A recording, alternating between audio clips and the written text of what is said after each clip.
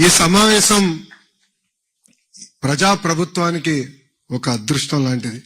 ఎందుకంటే కరెక్ట్ గా సంవత్సరం క్రితం ఇలాంటి సమావేశం ఏర్పాటు చేసుకున్నాం. ఇప్పుడే రాము చెప్పినట్లు మనకు తెలీదు పెట్టుబడులు వస్తాయా, ఎలాంటి పరిస్థితులు ఉంటామని.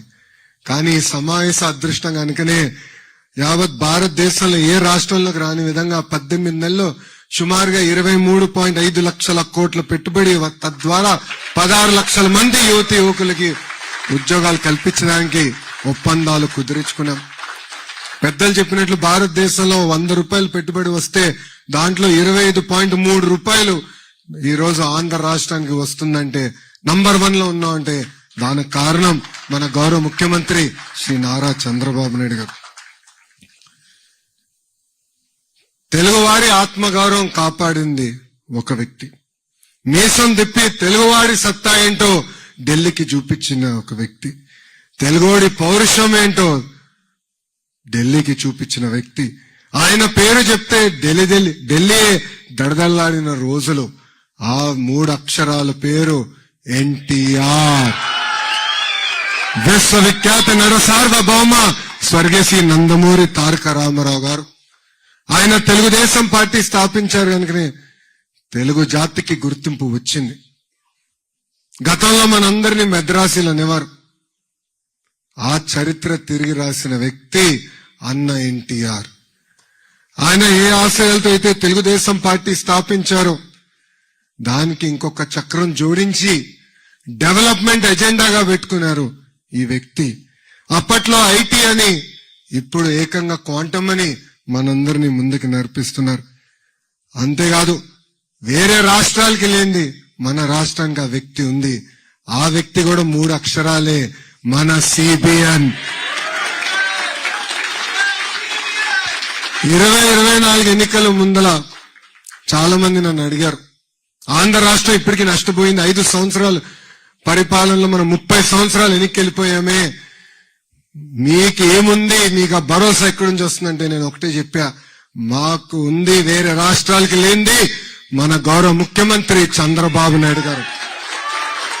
ఈరోజు గూగుల్లో పెట్టుబడి కానివ్వండి, ఆర్సిలర్ మిత్తల్ పెట్టుబడి కానివ్వండి, టీసీఎస్, కాగ్నిసెంట్, సాలపూరి సత్వ, ఏఎన్ఎస్ఆర్, రెన్యూవబుల్ ఎనర్జీలో పెద్ద ఎత్తున పెట్టుబడులు కానివ్వండి, ఏ రంగంలో తీసుకున్నా కూడా ఈరోజు పారిశ్రామికవేత్తలు ఆంధ్ర రాష్ట్ర వైపు చూస్తున్నారంటే దానికి కారణం మన గౌరవ ముఖ్యమంత్రి శ్రీ నారా చంద్రబాబు నాయుడు గారు.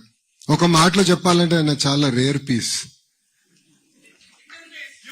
Unique piece.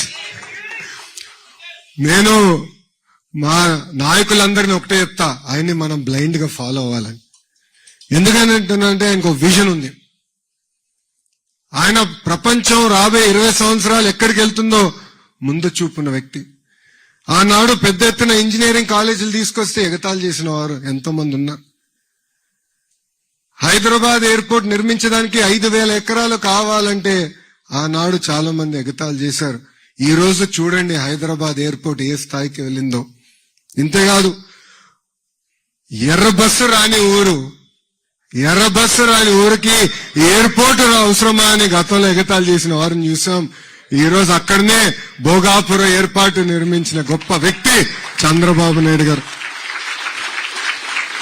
1995-96లో ఆయన ఐటీ అంటే ఆనాటి ప్రతిపక్షంలో ఉన్న వారు కంప్యూటర్ అన్నం పెడుతుందా అని అడిగిన వారు. ఈ రోజు అదే కంప్యూటర్ మనందరికి అన్నం పెడుతుంది. ఆయన విజన్ తోనే మన రాము చెప్పినట్లు ఈరోజు మనందరం ఈ స్థాయికి వస్తాం జరిగింది. ఏ దేశానికి వెళ్ళినా తెలుగు వాళ్ళు ఉన్నారంటే దాని వెనకాల కారణకుడు గౌరవ ముఖ్యమంత్రి శ్రీ నారా చంద్రబాబు నాయుడు గారు.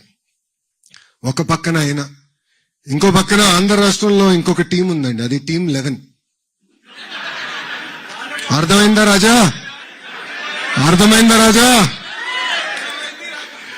అదొక ఏడుపు గొట్టు టీము. వాళ్ళకి ఏడుస్తోంది తప్ప ఇంకేది తెలీదు.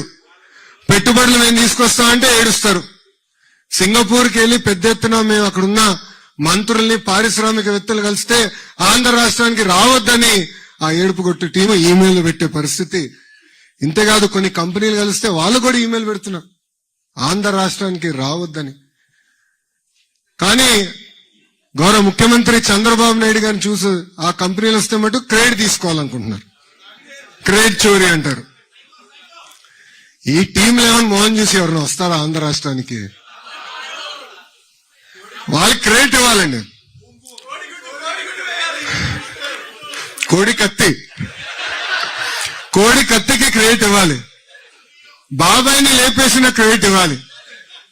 తల్లిని చెల్లిని మెడబెట్టి బయటికి గెంటేసిన క్రెడిట్ ఏడుపు కొట్టు టీంకి ఇవ్వాలి మనందరం. అంతేగాని ఒక్క వ్యక్తి బతికేదానికి 700 కోట్ల రూపాయలు ఖర్చు పెట్టి విశాఖపట్నంలో ప్యాలెస్ నిర్మించే క్రెడిట్ ఈ ఏడుపు కొట్టు టీంకి మనందరం ఇవ్వాలి. నాకన్నా మీకే బాగా తెలుసు రాబాయ్. గతంలో కోడిగుడ్డు మంత్రిని మీరు డావోస్కి ఎందుకు వెళ్ళలేదంటే అక్కడ చాలా చలిగా ఉంది, మేము డావోస్కి వెళ్ళలేమని చెప్పే పరిస్థితి మనందరం చూసాం. ఎంత చల్లగా ఉన్నా ఎంత వేడిగా ఉన్నా తెలుగోల కోసం అహర్నిశలు కష్టపడే ఏకైక వ్యక్తి గౌరవ ముఖ్యమంత్రి శ్రీ నారా చంద్రబాబు నాయుడు గారు. ఈరోజు నేను గర్వంగా చెప్తున్నా, మీరు వేదిక మీద చూడండి, ఆయన నాయకత్వంలో ఒక యంగ్ బ్రిగేడ్, యంగ్ టీం పనిచేస్తుంది. నేను ఎన్నోసార్లు చెప్పా, మా అందరికీ అదొక అదృష్టం. 5 దశాబ్దాలుగా ఆయన రాజకీయాల్లో ఉన్న వ్యక్తి, అన్ని చూసిన వ్యక్తి, ఒక అద్భుతమైన మెంటరింగ్ మా అందరికి వస్తుంది. నేను గతంలోనే చెప్పా, మేము అందరం మిసైల్ లాంటి వాళ్ళం, కానీ మిసైల్ కి జీపీఎస్ లేకపోతే చాలా ప్రమాదకరమైన పరిస్థితి. యంగ్స్టర్స్ వేదిక మీద ఉన్న ముగ్గురం మేము మిసైల్స్, గౌరవ ముఖ్యమంత్రి చంద్రబాబు నాయుడు గారే మా అందరికి జీపీఎస్. అందుకే ఆయన నాయకత్వంలో మేము పనిచేస్తూ ఈగోలు లేవు, ఎలాంటి ఫీలింగ్ లేవు, ఒకే ఒక లక్ష్యం. ఆయన ఏ విజన్ అయితే రూపొందించారో అది సాధించేదానికి మేమందరం అహర్నిశలు కష్టపడుతున్నాం. ఈరోజు వాస్తవంగా చెప్పాలంటే చాలా మంది నన్ను అడిగారు ఆంధ్ర రాష్ట్రానికి ఎందుకు రావాలని. వాళ్ళకి నేను 3 కారణాలు ఇస్తా. మొదటిది బ్రాండ్ సిబిఎన్. 5 దశాబ్దాల అనుభవం నాయకుడు గౌరవ ముఖ్యమంత్రి శ్రీ నారా చంద్రబాబు నాయుడు గారు ఎన్నో పాలసీస్ తీసుకొచ్చారు. It stood the test of time and politics. అందుకే రండి పెట్టుబడులు పెట్టండి అన్నాం. రెండోది స్పీడ్ ఆఫ్ డూయింగ్ బిజినెస్. ఒక జూమ్ కాల్ అనండి, ఒక వాట్సాప్ మెసేజ్ అనండి, అహర్నిశలు పారిశ్రామికవేత్తలకు అందుబాటులో ఉంటూ వాళ్ళకి ఎలాంటి సమస్య లేకుండా ఈ పెట్టుబడులన్నీ గ్రౌండ్ చేసే లక్ష్యంతో నాతో పాటు మన టీజీ భరత్ గారు పనిచేస్తున్నారు. ఆ స్పీడ్ ఆఫ్ డూయింగ్ బిజినెస్ వల్లనే ఈరోజు పెద్ద ఎత్తున ఆంధ్ర రాష్ట్రానికి పెట్టుబడులు వస్తున్నాయి. మూడోది డబుల్ ఇంజిన్ సర్కార్. భారతదేశంలో ఎన్నో డబుల్ ఇంజిన్ సర్కారులు ఉన్నాయి, కానీ కేవలం ఒకే ఒక ఆంధ్ర రాష్ట్రంలో డబుల్ ఇంజిన్ బుల్లెట్ ట్రైన్ సర్కారు ఉంది. ఢిల్లీలో గౌరవ ప్రధానమంత్రి నరేంద్ర మోడీ గారి నాయకత్వంలో ఆంధ్ర రాష్ట్రంలో గౌరవ ముఖ్యమంత్రి శ్రీ నారా చంద్రబాబు నాయుడు గారు ఒక పక్కన, ఇంకో పక్కన నాకు అన్న సమానమైన పవన్ అన్న, ముగ్గురు కలిసికట్టుగా ఆంధ్ర రాష్ట్రాన్ని ముందలు తీసుకెళ్తున్నారు ఒకే ఒక లక్ష్యంతో. ఇప్పటికీ చాలా నష్టపోయాం. ఆంధ్ర రాష్ట్ర విభజన జరిగి ఇప్పటికీ 12 సంవత్సరాలు అయింది. ఇంకా ఆ విభజనలో మనం పడుతున్న ఇబ్బందులకి ఇప్పుడు కూడా మనం ఎదుర్కొంటున్నాం. ముందరికి వెళ్లాలన్న లక్ష్యంతో ముగ్గురు కలిసికట్టుగా వచ్చి ఈ రోజు ఆంధ్ర రాష్ట్రాన్ని ముందలు తీసుకెళ్తున్నారు. విశాఖ ఉక్కుని కాపాడుకున్నాం. విశాఖ రైల్వే జోన్ ఏర్పాటు చేసుకున్నాం. తొందరలో కర్నూలులో కూడా హైకోర్టు బెంచ్ ఏర్పాటు చేయబోతున్నాం. పోలవరం పనులు కూడా పెద్ద ఎత్తున పరిగెత్తిస్తున్నాం. ఆగిపోయిన అమరావతి పనులు కూడా మీరందరూ చూసుకుంటారు ఎంత స్పీడ్ గా ఈరోజు పరిగెత్తిస్తున్నారు. వాస్తవంగా చెప్పాలంటే రాష్ట్రానికి అవసరమైన ఆక్సిజన్ గౌరవ ప్రధానమంత్రి శ్రీ నరేంద్ర మోడీ గారు మనకి ఈరోజు అందిస్తున్నారు. ఇక్కడున్న తెలుగు జాతి మొత్తం మనం ఒక విషయం ఆలోచించాలి. ప్రభుత్వం కొనసాగింపు అనేది చాలా చాలా అవసరం. ఇప్పుడే రాము అన్నట్లు కష్టకాలాల్లో గౌరవ ముఖ్యమంత్రి చంద్రబాబు నాయుడు గారు గుర్తొస్తారు. ఆయన అన్ని సెట్ చేసిన తర్వాత మళ్ళీ ఎక్స్పెరిమెంట్ చేయాలన్న ఆలోచన మనకు వస్తుంది. దానివల్ల మనందరం ఎంత నష్టపోయామో చూసాం. 5 సంవత్సరాలు మన పరువు పోయింది. మనందరం కలిసికట్టుగా పనిచేయాలి. ఈరోజు గుజరాత్ ని చూడండి, 5-6 టర్మ్లు కంటిన్యూస్ గా ఒకే ఒక్క ప్రభుత్వం వస్తుంది కనుక వాళ్ళు ఎంత స్పీడ్ గా ముందరకెళ్ళగలుగుతున్నారు. మొన్నటి వరకు ఒరిస్సాలో కూడా చూసాం. నవీన్ పట్నాయక్ గారి నాయకత్వంలో వాళ్ళు కూడా ఎంత అభివృద్ధి చెందారు. సో ఆంధ్ర రాష్ట్రంలో కూడా ప్రభుత్వం కొనసాగింపు అనేది చాలా చాలా అవసరం. దాంట్లో మనందరం భాగస్వామ్యం అవ్వాలని ఈ సభాముఖంగా నేను మిమ్మల్ని అందరినీ కోరుకుంటున్నాను. ఇది మన ప్రభుత్వం. వీఆర్ నాట్ పర్ఫెక్ట్, మేము మనుషులమే. 10 నిర్ణయాలు తీసుకుంటాం, 3 తప్పు అవుతుంది. 3 తప్పు నిర్ణయాలు అనిపిస్తే తెలియజేయాల్సిన బాధ్యత ఇక్కడున్న మీ అందరిపైన ఉంది. సరిదిద్దుకోవాల్సిన బాధ్యత వేదిక పైన ఉన్న మా అందరిపైన ఉంది. వింటాం, చర్చిస్తాం.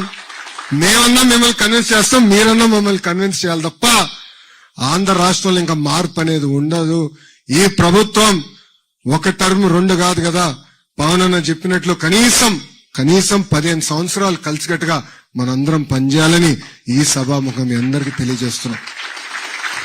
ప్రజాప్రభుత్వంలో అభివృద్ధి సంక్షేమం జోడెద్దుల బండి.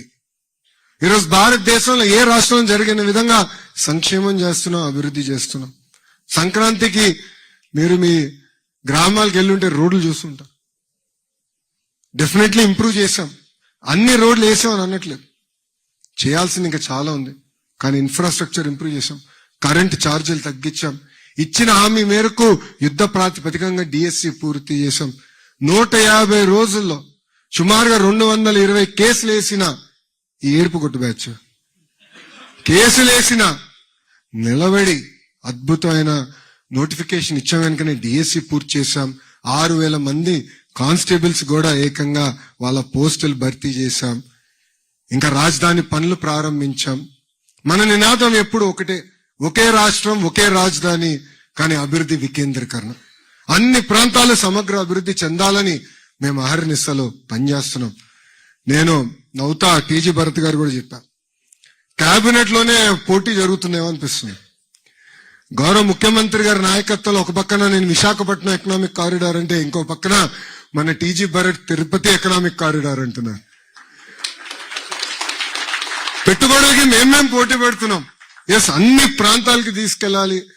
కర్నూలు గాని, తిరుపతి గాని, అనంతపూర్ గాని, కడప గాని, ప్రకాశం గాని, నెల్లూరు గాని, ఉభయ గోదావరి జిల్లాలు గాని, ఉత్తరాంధ్ర గాని, అన్ని ప్రాంతాలకి పెట్టుబడులు తీసుకెళ్లాలని అహర్నిశలు కష్టపడుతున్నాం. ఇంతేకాదు, వేదికమైన గౌరవ కేంద్ర మంత్రి రాము కూడా ఆంధ్ర రాష్ట్రానికి ఒక ఏరోస్పేస్ కంపెనీ వస్తే ఇమ్మీడియట్ గా నాకు ఫోన్ చేసి, అన్నా వీళ్ళు వస్తున్నారు, బోర్డు మొత్తం వస్తుంది, ఇమ్మీడియట్ గా నువ్వు ఢిల్లీకి రావాలి, ముందర కూర్చో, ఆంధ్ర రాష్ట్రాన్ని కలిసికట్టుగా వాళ్ళకి ప్రొజెక్ట్ చేద్దాం, ప్రెజెంట్ చేద్దాం అని చెప్తాం జరిగింది. మొన్న ఇట్లనే ఒక గ్లోబల్ ఏవియేషన్ కంపెనీ వస్తే వాళ్ళు ఎవ్వరిని కలవలేదు, గౌరవ ప్రధానమంత్రి గారిని కలిశారు.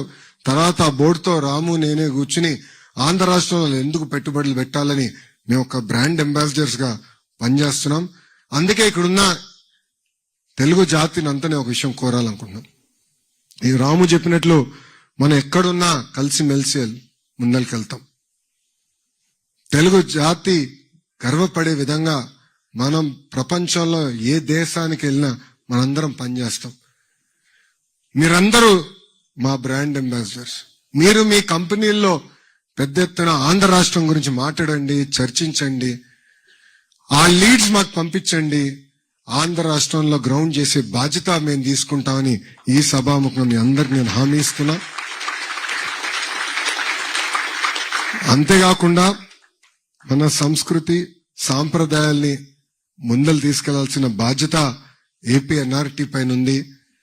ఆంధ్ర రాష్ట్రంలో ఈ మినిస్ట్రీ కూడా ఒక యంగ్ మినిస్టర్ కింద మీలాగనే యుఎస్ లో చదువుకుని తిరిగి ఎన్ఆర్ఐగా ఉంటుంగా రాజకీయాలకు వచ్చాడు శ్రీను. సో శ్రీను కూడా సీరియస్ గా తీసుకుంటున్నాడు. ఇంతేకాకుండా తెలుగు వాళ్ళు ప్రపంచంలో ఎక్కడున్నా వాళ్ళ కష్టాల్లో ఉంటే ఆదుకోవాల్సిన బాధ్యత మా పైన ఉంది. ఆ దిశగా మేము పనిచేస్తాం. పెద్దలు చెప్పినట్లు ఇప్పుడే ఓమ్ క్యాప్ అన్న సంస్థ నా కింద ఉంది.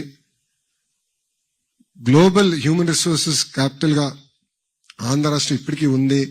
కానీ అన్ని రంగాలు ఇంకా ముందలు తీసుకెళ్లాల్సిన బాధ్యత నా పైన ఉంది. దాంట్లో మీ అందరి సహకారం కావాలి. ఇప్పటికీ హెల్త్ కేర్ వర్కర్స్ చూస్తే జర్మనీ, జపాన్ కి ఇప్పటికీ వెళ్తాం కూడా జరిగింది. ముందు ముందు కూడా ఇంకా తీసుకెళ్తాను. కేవలం మీ దేశంలోనే కాకుండా మీరు మీ నెట్వర్క్స్ ఏర్పాటు చేసి ఆంధ్ర రాష్ట్రం గురించి, తెలుగు జాతిని గర్వపడే విధంగా మనందరం అభివృద్ధి చేయాలని ఈ సభాముఖం తెలుపుకుంటూ, వేదిక మీద మా ముగ్గురు యంగ్ మినిస్టర్స్ మా అందరి లక్ష్యం ఒక్కటే. ఏ ఆశయాలతో అయితే 94% స్థానాల్లో మమ్మల్ని గెలిపించారో అది నిలబెట్టుకోవాల్సిన బాధ్యత మా పైనుంది. ఆ బాధ్యతని మేము జాగ్రత్తగా ముందలు తీసుకెళ్లి మేము అమలు చేస్తామని ఈ సభాముఖంగా మీ అందరికి నేను హామీ ఇస్తూ, నాకింత అద్భుతమైన అవకాశం ఇచ్చిన మీ అందరికీ పేరు పేరున నా హృదయపూర్వక ధన్యవాదాలు తెలుపుకుంటూ మీ అందరి దగ్గర నుంచి సెలవు తీసుకుంటున్నా. జోహార్ అన్న ఎన్టీఆర్, జోహార్ అన్న ఎన్టీఆర్. చంద్రబాబు నాయుడు గారి నాయకత్వం, చంద్రబాబు నాయుడు గారి నాయకత్వం. జై బాలయ్య, జై బాలయ్య, జై హింద్.